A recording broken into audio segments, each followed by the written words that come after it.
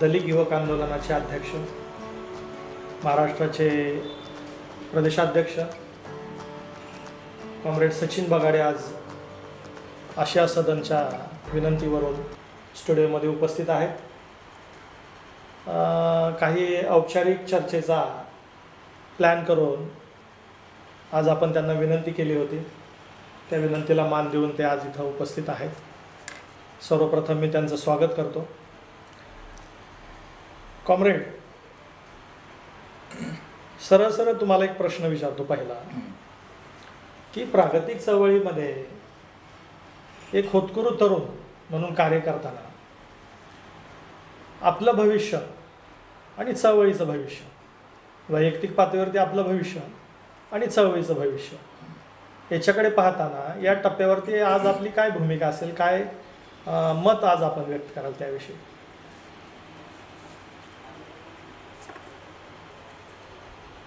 खरं तर आपलं वैयक्तिक भवितव्य आणि चळवळीचं भवितव्य हे सगळं या संदर्भात विचार करत असताना मी माझं स्वतःचं ज्यावेळेस उदाहरण घेत असतो की वैयक्तिक असं वेगळं आणि सामूहिक असं वेगळं करता येत नाही आपल्याला.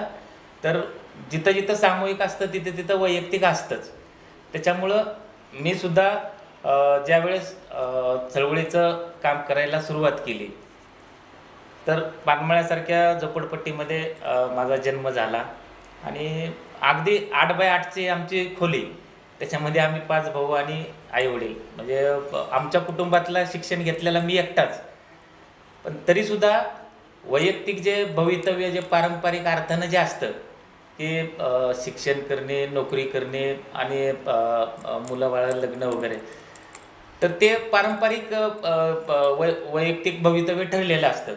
परंतु ते पारंपरिक भवितव्य सोडून ज्यावेळेस माझ्यासारखा चळवळीतला नंतर झालो, परंतु सुरुवातीच्या कालखंडामध्येच माझी एक अशी धारणा असायची, असं वाटायचं मला की जसे सर्वजण आयुष्यामध्ये येतात, जन्म घेतात आणि मृत्यू पावतात, ते कॉमन आयुष्य मला जगायचं नाही.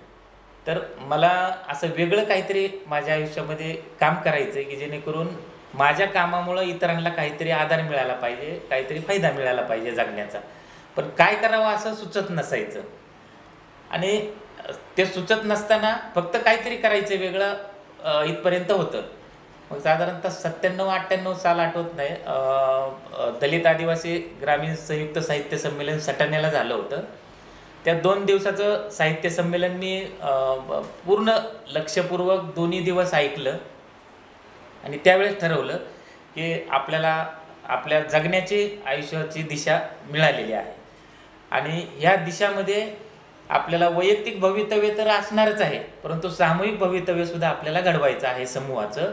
आणि म्हणून मग मी त्यावेळेसपासून चळवळीच्या कामाला सुरुवात केली आणि वैयक्तिक पातळीवरती शिक्षण घेतल्यानंतर खरं तर घरच्यांची अशीच अपेक्षा होती, अजूनही आहे, की घरातला शिकलेला मी एकटा आणि मी कुठंतरी नोकरी करावी, सर्व कुटुंबाला सांभाळावं, भावांकडे लक्ष द्यावं.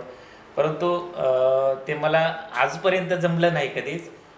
माझे भाऊ दोन्हीही त्याच ठिकाणी राहतात, पानमळा या वस्तीमध्येच, आणि मोलमजुरीच करतात दोघेही, फारसं शिक्षण न झाल्यामुळं. त्यामुळं कुटुंबाकडे फारसं मी लक्ष देऊ शकलो नाही. परंतु सामाजिक पातळीवरती चळवळीमध्ये मी चळवळीचं काम करायला सुरुवात झाल्यानंतर मग ते सक्रियपणे मी जे काम करत गेलो त्याच्यातून मला काही गोष्टी माझे समज वाढत गेली आणि मग त्यातच मला असं समजलं की जर आपण कुटुंब व्यवस्था ही व्यवस्थेचाच एक भाग असतं आणि जर व्यवस्था काय करते की तुम्हाला रक्तनात्याच्या संबंधानं कुटुंबामध्ये बांधून ठेवलेलं असतं आणि तुम्हाला जर ते जर संबंध तोडता आले तर खऱ्या अर्थानं तुम्ही चळवळ करू शकता आणि दुसरं काहीही घडवू शकता. आणि म्हणून मी घरची आर्थिक परिस्थिती, आईवडिलांच्या इच्छा अपेक्षा अशा सगळ्या असताना त्या चळवळीमध्ये आल्यानंतर त्या सगळ्या अक्षरशः म्हणजे त्या तोडलेल्याच आहेत. त्यांच्या इच्छेला मी पुरा आजही पडू शकलेलो नाही, परंतु चळवळीमध्ये सक्रिय झालो आणि नंतर मग जसे जसे माझी समज वाढत गेली तसं मलाही समजत गेलं की मी जर नोकरी केली असती तर कुटुंब, माझे आईवडील, भाऊ यांच्या पुरतामध्ये मर्यादित राहिला असतो. आणि परंतु मला ज्याला आपण म्हणू शकतो की समाजाची जी भूक असते, ती समाजाची भूक भागवणं यासाठी आपण काम केलं पाहिजे. एका कुटुंबाची नाही तर समाजाची जी भूक आहे, जे उपेक्षित वंचित आहेत त्यांची भूक भागवण्यासाठी आपण काम केलं पाहिजे. आणि ते जर काम करायचं असेल तर वैयक्तिक पातळीवरच्या ज्या काही भावबंध असतात ते आपल्याला तोडावीच लागतील. आणि म्हणून मग मी ते तोडली. आणि वैयक्तिक पातळीवरती जशी भौतिक प्रगती फारशी करू शकलो नाही, म्हणजे माझं कुटुंब आहे ते पत्नी सांभाळते. परंतु आज चळवळीच्या या टप्प्यावरती विचार करत असताना आज जे सगळं आज जी देशात, राज्यात जी सत्ता आहे, तर ती सत्ता इथल्या मनुस्मृतीच्या विचारांवर चालणाऱ्या आणि भांडवलदारांचं हितरक्षण करणाऱ्या व्यक्तींची सत्ता आहे. त्यामुळं आज पूर्ण देशातली परिस्थिती बदललेली आहे, राज्यातली परिस्थिती बदललेली आहे. आणि या सगळ्या बदललेल्या परिस्थितीमध्ये आपल्याला जे पुरोगामी विचार करणारे आहेत, प्रागतिक विचारधारा जोपासणारे आहेत, अशा सर्वांचं एक कर्तव्य झालेलं आहे की ज्याला आपण म्हणू शकतो की हातगाईची लढाई आहे आता. तर त्या हातगाईच्या लढाईमध्ये आपल्याला आपली सर्व प्रकारची हत्यारं घेऊन आत्ताच्या ह्या लढाईमध्ये सामूहिक हितासाठी आणि चळवळीच्या भवितव्यासाठी उतरणं, लढाईसाठी हे कर्मप्राप्त सर्वांसाठी झाले. स्वाभाविकपणे आपण जे सॅक्रिफाईस केलेलं आहे आणि वैयक्तिक आयुष्याचं कल्याण योजण्यापेक्षा प्रागतिक चळवळीचं आपण कल्याण योजलेलं आहे. मला कॉम्रेड हा प्रश्न विचारायचा आहे की तुमच्या शैक्षणिक जीवनामध्ये जेव्हा एका बाजूला आपलं वैयक्तिक भविष्य घडवण्याचं एक ध्येय होतं आणि त्याच वेळेला सामाजिक जीवनाचा हा मार्क्सवाद, फुले आंबेडकरवादाच्या माध्यमातून तुमचा जो सामाजिक जाणीव घडवण्याचा, स्वतःची सामाजिक जाणीव बनवण्याचा जो प्रयास होता, त्यामध्ये वैयक्तिक आयुष्य घडवण्यापेक्षा सामाजिक जीवनाचं एक भवितव्य घडवावं ही भूमिका येण्याचा असा एखादा प्रसंग आहे का की जो प्रसंग तुम्हाला प्रेरणादायक ठरला आणि त्यांनी वैयक्तिक जीवनापेक्षा सामाजिक जीवनाकडे तुमचा कल आहे हे तुम्हाला सुनिश्चित केलं? असा काही प्रसंग आठवतोय का शैक्षणिक जीवनावरला किंवा त्यानंतरच्या काळातला? खरं तर म्हणजे काही प्रसंगानुसार व्यक्तींची जडणघडण होत असते किंवा आयुष्याला दिशा मिळत असते. परंतु माझं काय झालं होतं की जशी चळवळीत येण्याच्या अगोदर मला माझी समज तयार होत असताना मी तो 2 मेणबत्त्या हा धडा वाचला होता. आणि तो 2 मेणबत्त्या हा जो धडा होता तर त्याच्यामध्ये 2 मेणबत्त्या असतात की ज्या एका खिडकीमध्ये असतात. त्यातली दररोज येणारा व्यक्ती असतो, म्हणजे ते असं रूपकात्मक आहे, परंतु त्याच्यातून माझ्या आयुष्याला खरी प्रेरणा मिळाली की त्या 2 मेणबत्त्या एका खिडकीमध्ये असतात. त्या घरात राहणारा व्यक्ती संध्याकाळी येत असतो, एक मेणबत्ती पेटवत असतो आणि उजेड झाल्यानंतर परत सकाळी विझून तो निघून जात असतो. मग असं दररोज ती मेणबत्ती थोडी थोडी कमी होत असते. मग दुसरी जी मेणबत्ती असते ती त्या मेणबत्तीला म्हणते की तुला कितीतरी वेदना सहन कराव्या लागतात आणि वेदना सहन करून तू संपून चाललेली आहे. तर त्यावेळेस जी मेणबत्ती दुसऱ्या मेणबत्तीला म्हणते की या पृथ्वीवरती ज्यांचा ज्यांचा जन्म झालेला आहे ते सर्वच संपणार आहेत, परंतु तुमच्या आयुष्य ज्यासाठी निर्माण केलेलं आहे त्या कारणासाठी तुम्ही उपयोगी पडलात का नाही, हा महत्त्वाचा प्रश्न आहे. संपणार मी पण आहे, संपणार तू पण आहे, परंतु माझा उपयोग दुसऱ्यांना प्रकाश देण्यासाठी आहे, त्यामुळे मी तशी संपणार आहे. परंतु तुझा उपयोग हा जर असाच झाला नाही तर किड्या आणि मुंगे तुला गुरतडून खाणार आहे, तुझा बी आयुष्य संपणार आहे. तर हा माझ्या आयुष्यावरती मोठा परिणाम त्याचा झाला होता. फक्त काय करायचं, कोणत्या मार्गाने जायचं ह्याच्या शोधात होतो. आणि मग तशा शोधात असताना ते आग्राच्या माध्यमातून माझ्या आयुष्याला दिशा मिळाली.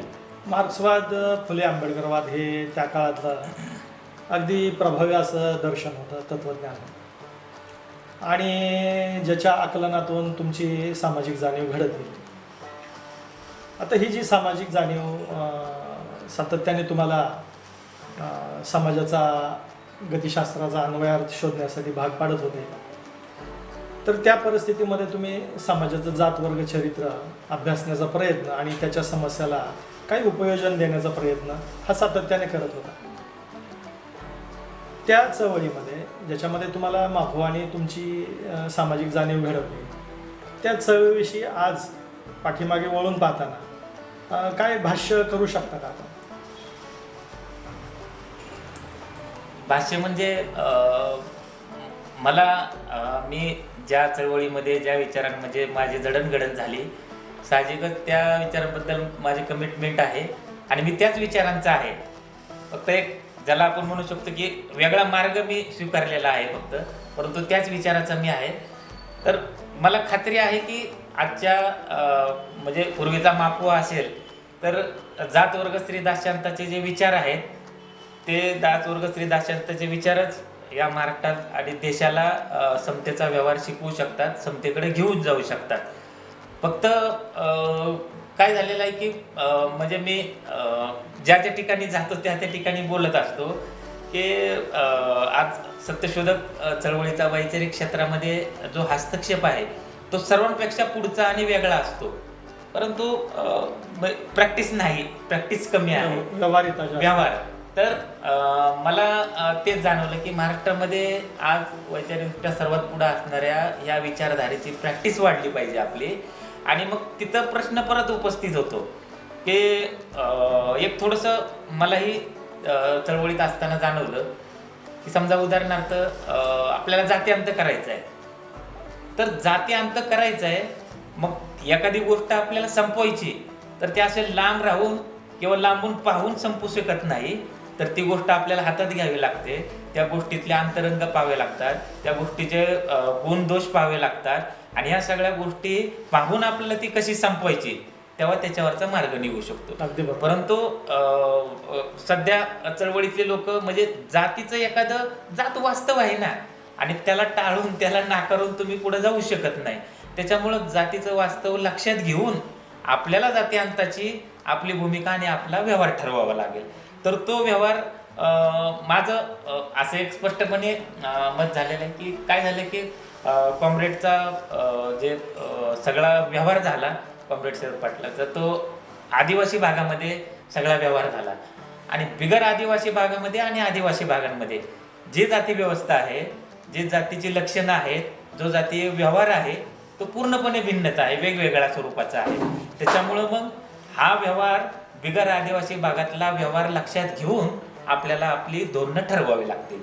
तर बिगर आदिवासी भागातला व्यवहार ठरवून आपण धोरणं न ठरवल्यामुळं थोडंसं प्रॅक्टिसमध्ये व्यवहारामध्ये आपण थोडंसं कमी आहोत, असं माझं त्या संदर्भातलं मत तयार झालेलं आहे.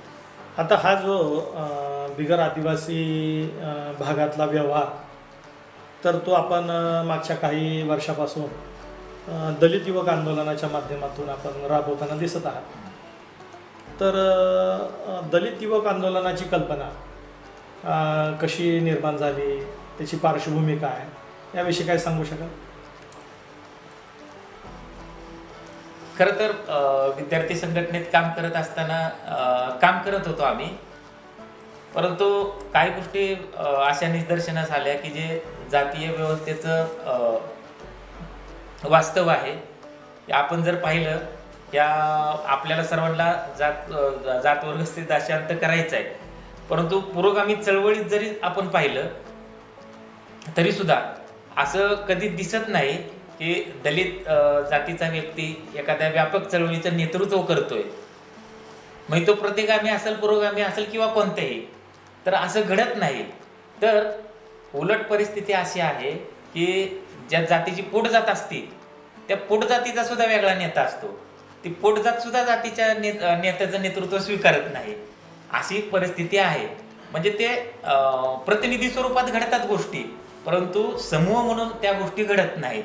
म्हणून हे वास्तव माझ्या लक्षात आलं की जेव्हा मी ठीक आहे सत्यशोधक चळवळ करतोय, जात वर्ग स्त्री दास्यांताचा व्यवहार करतोय, परंतु मी सहज पाहिलं की म्हटलं मी ज्या समूहातून आलोय तर तो समूह कुठं आहे आज, तर तो समूह पूर्णपणे एक व्यवस्थेचा भाग आहे सर्वार्थाने, आणि तो व्यवस्थेचा भाग आहे. आणि तो व्यवस्थेचा भाग असेल तर मग मी ज्या व्यापक चळवळीमध्ये काम करतोय तर त्या चळवळीचा अजेंडा असा आहे का की त्या चळवळीचा अजेंडा ह्या समूहाला या प्रक्रियेत आणण्याचा आहे का, तर तसा काही अजेंडा नाही. मग हे वेगवेगळे समूह आहेत, त्या आपण व्यापक पातळीवरती जात वर्ग स्त्री दास्यांत करायचं आहे, परंतु त्याची प्रोसिजर आहे ना. आज आपण पाहतो की पूर्वाश्रमीचा महार आणि आत्ताचा बौद्ध, तर जाती अंताच्या प्रक्रियेत सर्वात अग्रेसर आज बौद्ध आहे. का तर ही जी प्रोसिजर आहे ती प्रोसिजर झालेली आहे आणि ती प्रोसिजर इतर समूहामध्ये सुद्धा घडली पाहिजे, झाली पाहिजे. ह्या माझं थोडंसं त्याच्या संदर्भातलं आकलन तयार झालं आणि मी थोडंसं बारकाईनं पाहिलं, वास्तवातल्या लोकांशी बोललो, चर्चा केल्या आणि त्याच्यानंतर ठरवलं की म्हटलं मार्ग आपला हाच आहे, परंतु आपल्याला थोडंसं वेगळ्या मार्गाने ह्या समूहामध्ये काम करावं लागेल आणि समूहाला या प्रक्रियेत आणावं लागेल. आणि तो एकटा समूहच येऊ शकतो असं घडू शकत नाही की जसं युरोपामध्ये क्रांत्या झाल्या, वर्गीय क्रांत्या, तसं भारत देशामध्ये एकाच्या आयुष्याच्या कालखंडामध्ये संपूर्ण भारत देशातली जात वर्गस्थितीत अशा क्रांती घडेल असं भारतामध्ये घडू शकत नाही. तर अत्यंत गुंतागुंतीची जाती व्यवस्था आहे, त्याच्यामुळे त्याला प्रोसिजर आहे, त्या प्रोसिजरनीच जावं लागेल. म्हणून मग ही सगळी वास्तव परिस्थिती लक्षात घेऊन मग मी ठरलं की मग आपल्याला वेगळा काहीतरी मार्ग निवडावा लागेल की जो अंतिमतः याच विचाराचा असेल, परंतु त्याचा फॉर्म वेगळा असेल.